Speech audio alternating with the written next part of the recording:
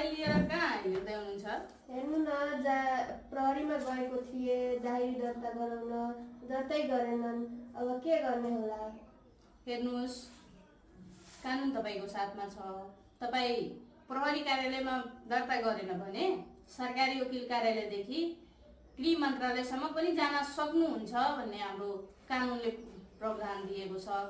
ल हिँड्नुहोस्, म तपाईँलाई सम्पूर्ण प्रक्रियाको बारेमा जानकारी दिन्छु।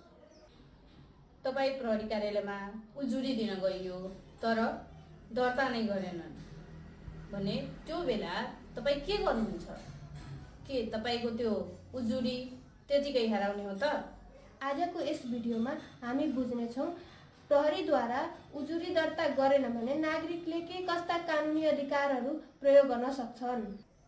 नेपालको प्रचलित कानुन मुलुकी अपराध कार्यविधि संहिता 2074 को दफा 4 बमोजिम यदि प्रहरीले उजुरी दर्ता गर्न मानेन भने पनि तपाईलाई निराश हुनुपर्ने छैन, किनभने कानुनले तपाईलाई वैकल्पिक बाटो पनि दिएको छ।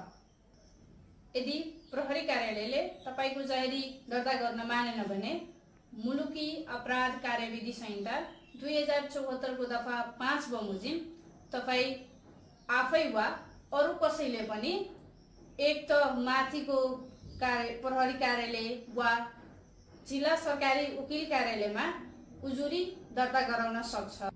अब जिल्ला सरकारी वकिलको कार्यालय वा माथिल्लो तहको प्रहरी कार्यालयले उक्त उजुरीलाई सम्बन्धित प्रहरी कार्यालयमा आवश्यक कारबाहीको लागि पठाउँछ।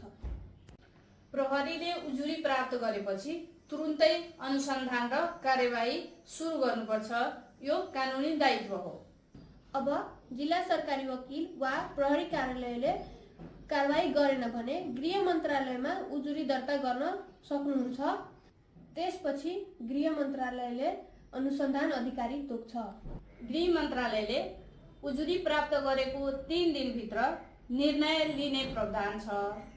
आवश्यक परे उनीहरूले सीधा कार्यवाहीको आदेश पनि दिन सक्छ। यदि यो भिडियो तपाईहरूलाई उपयोगी लाग्यो भने लाइक, कमेन्ट, शेयर गर्न नबिर्सनुहोला।